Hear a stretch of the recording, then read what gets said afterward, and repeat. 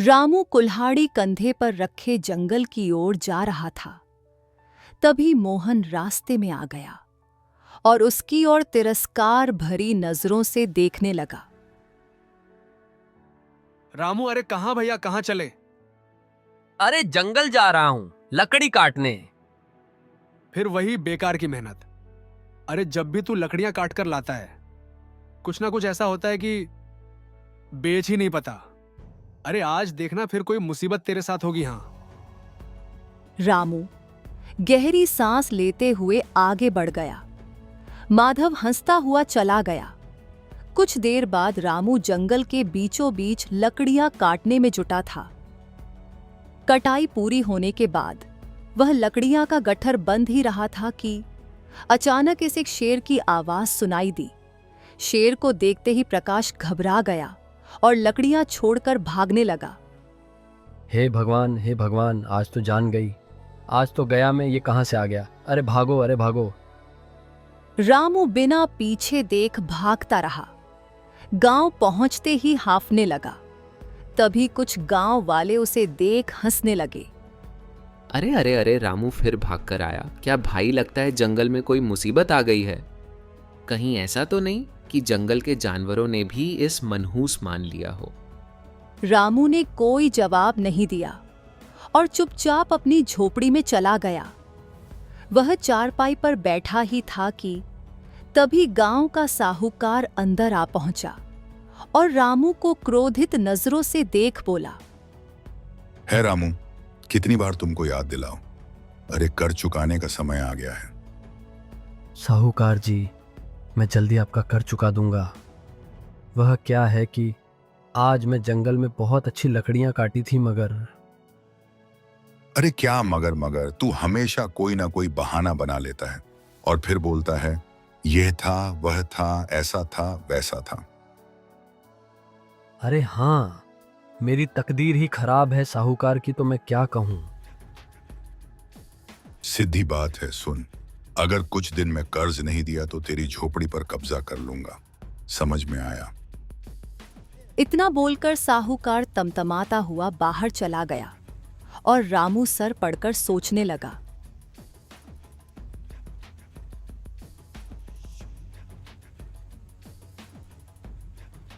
अगली सुबह रामू कुल्हाड़ी लेकर जंगल की ओर जा ही रहा था कि रास्ते में सोनी चाची मिल गई। सुना है कल गांव के लोगों ने फिर से तेरा मजाक उड़ाया। हाँ चाची, कल तो मैं मरते मरते बचा।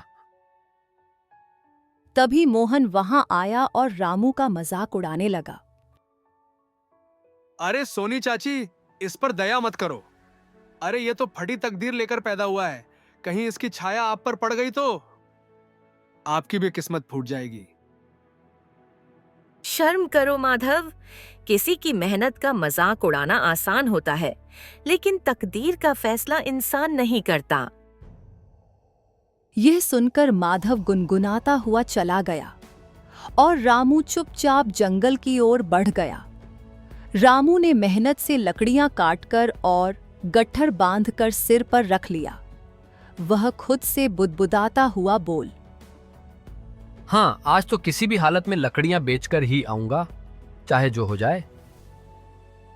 जैसे ही वह जंगल से बाहर आया, अचानक एक भयंकर आंधी आई। तेज हवाओं से उसकी लकड़ियां चारों ओर बिखर गई। रामू बेबस होकर देखता रहा। अरे क्या हो क्या रहा है मेरे साथ? मेरी मेहनत हमेशा बेकार चली जाती है। क्या करूं, क्या करूं, क्या करूं? निराश होकर रामू गांव लौट आया और गांव वाले फिर से उसका मजाक उड़ाने लगे। अरे देखो देखो, ये लगता है आज फिर लकड़ियां नहीं बेच पाया। क्यों भैया नहीं बेच पाए ना? लगता है भगवान ने इसे सिर्फ मेहनत करने के लिए बनाया है, फल पाने के लिए नहीं। रामू बेचारा चुपचाप घर चला गया।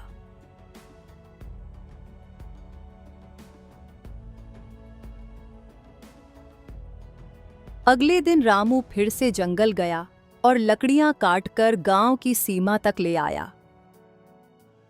हाँ, आज कुछ भी हो जाए, आज तो मैं अपनी लकड़ियां बेचकर ही रहूंगा, चाहे जो हो जाए। तभी अचानक बादल गरजने लगे और तेज बारिश हो गई। रामू निराश होकर आसमान की ओर देखकर बोला, हे भगवान, हे भगवान, हे भगवान, क्या मेरी तकदीर कभी बदलेगी नहीं? क्या ऐसे ही रहेगी? जब मैं मेहनत करता हूँ तो कुछ ना कुछ हो जाता है और मेरी सारी मेहनत पे पानी फिर जाता है। एक व्यक्ति हंसते हुए बोला, जैसे ही तू लकड़ियां घर लाया, बारिश आ गई। लगता है तेरी बदकिस्मती पूरे गांव पर भारी पड़ने वाली है। रामू अपमान से भर उठा, लेकिन उसने कोई जवाब नहीं दिया। अगले दिन रामू फिर जंगल जाने के लिए तैयार खड़ा था। तभी एक गांव वाला हंसते हुए उसके पास आ पहुंचा। अरे रामू, एक काम कर भाई, इस बार जंगल में भटक जाना और कभी वापस मत आना। रामू ने उसकी बात अनसुनी कर दी और जंगल की ओर चल पड़ा। जंगल पहुंचकर रामू एक बड़े वृक्ष के नीचे बैठकर उदास होकर आंसू बहाने लगा। गांव वाले सच कहते हैं, मेरी तकदीर ही फटी हुई है। जब भी लकड़ियां काटकर बेचने जाता हूं, कोई ना कोई मुसीबत आ जाती है। साहूकार का कर्ज भी सर पर चढ़ा है। अरे अब करूं तो क्या करूं, क्या करूं, क्या करूं? तभी एक साधु वहां आ पहुंचा और रामू को रोते देख ठहर गया। बेटा, तो यह तुम्हारी आंखों में आंसू क्यों? साधु महाराज, जिसकी तकदीर फूटी होना उसकी किस्मत में आंसू ही होते हैं।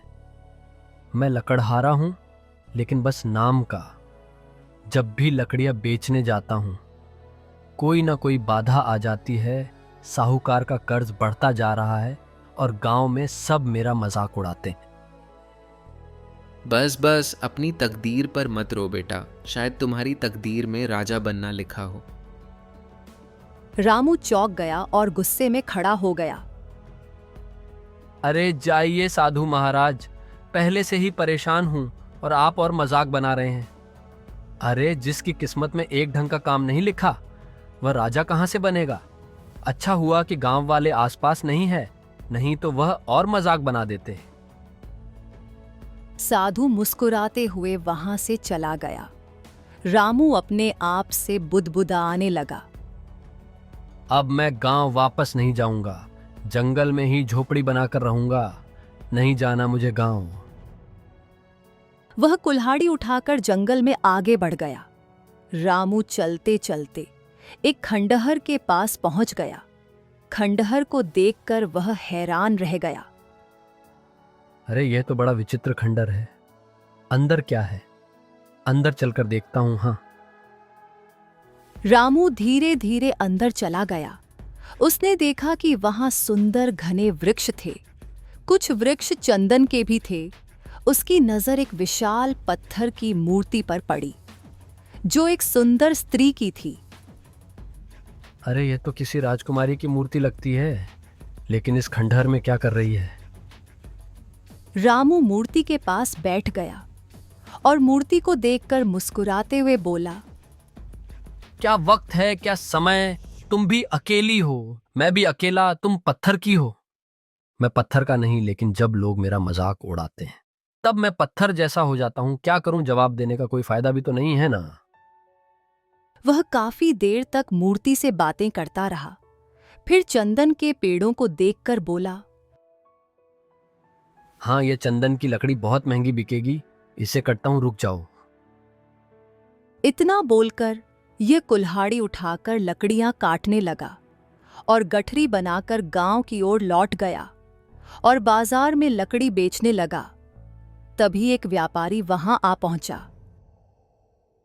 ओ भैया, यह लकड़ी तो बड़ी सुंदर है। हाँ, यह तो चंदन की मालूम होती है। बताओ भैया, तुम इसे कहां से लेकर आए? अरे इससे तुम्हें क्या मतलब? कहां से लेकर आए, क्या किया? देखो भैया, लेना हो तो लो, नहीं तो आगे बढ़ो। अरे हाँ हाँ हाँ, मैं खरीद लूंगा। रुक जाओ, यह लो भैया, यह लो, इसकी अच्छी कीमत। रामू ने खुश होकर धन रख लिया और व्यापारी लकड़ियां लेकर चला गया। तभी वहां माधव आ पहुंचा। अरे रामू, ये तो चमत्कार हो गया। वाह भाई वाह, जंगल से लकड़ी भी ले आया और अच्छे दामों में बेच भी दी। अब लगता है कि तेरी किस्मत बदल रही है। यह कहकर माधव हंसता हुआ चला गया। रामू सिक्के लेकर साहूकार के घर चला गया और साहूकार का कर्ज देते हुए बोला। साहूकार जी, तुम्हारा कर्ज चुका दिया है, ठीक है। साहूकार चौंकते हुए बोला। अरे अरे, मुझे तो यकीन नहीं हो रहा। तेरी लकड़ियां बिक गई और इतना धन कमा भी लिया। लगता है तेरी तकदीर बदल रही है। रामू बिना कुछ कहे वहां से चला गया, लेकिन उसके कानों में माधव और साहूकार की बातें गूंज रही थीं। क्या सच में मेरी तकदीर बदल रही है? अगले दिन रामू फिर से उस एक सुनसान खंडहर में पहुंच गया। खंडहर में हल्की चांदनी फैली हुई थी। रामू कुल्हाड़ी लेकर अंदर पहुंच गया। जैसे ही उसकी नजर सामने खड़े चंदन के वृक्ष पर पड़ी। ये कैसे हो सकता है? मैंने तो कल ही इस वृक्ष को काटा था, फिर से वही पेड़ खड़ा है। अरे बाबा, कुछ तो गड़बड़ है यहाँ। तभी रामू की नजर पत्थर की प्रतिमा पर चली गई। वह उसके पास चला गया और उसे ध्यान से देखने लगा। तुम्हें पता है, अरे कल पहली बार ऐसा हुआ कि मैं लकड़ियां काटी और बाजार में अच्छे दामों में बिक भी गई। शायद तुम मेरे लिए भाग्यशाली हो। हाँ, काश कि तुम मेरी पत्नी होती। यह कहकर प्रकाश खुद ही शर्मिंदा हो गया। क्षमा करना, मुझे तो ये कहने का कोई अधिकार ही नहीं है, लेकिन हाँ, सच कहूं तो जब पहली बार तुम्हें देखा तभी मुझे तुमसे प्रेम हो गया था। कुछ देर बाद वह फिर से चंदन का वृक्ष काटकर लकड़ियों को बाजार में बेचने चला गया।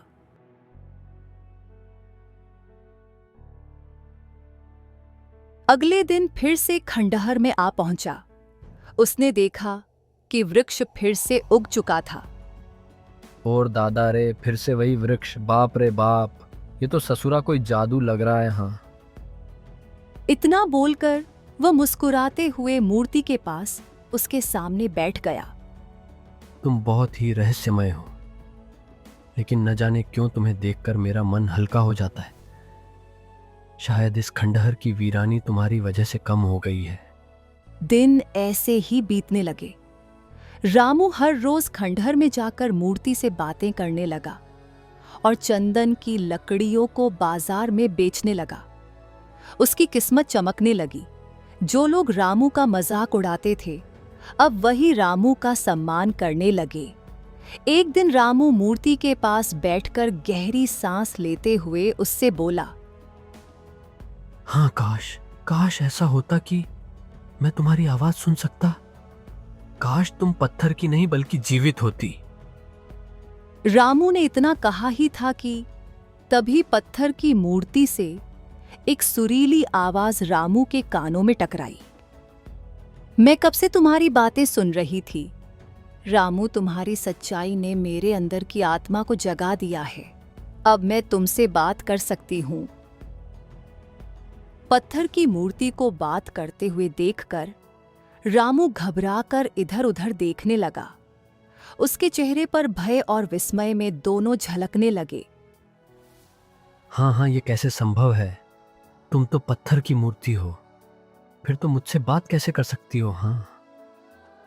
तभी पत्थर की मूर्ति से आंसू टपकने लगे। मैं हमेशा से पत्थर नहीं थी। रामू, मैं कौन हूं यह चाह कर भी नहीं बता सकती।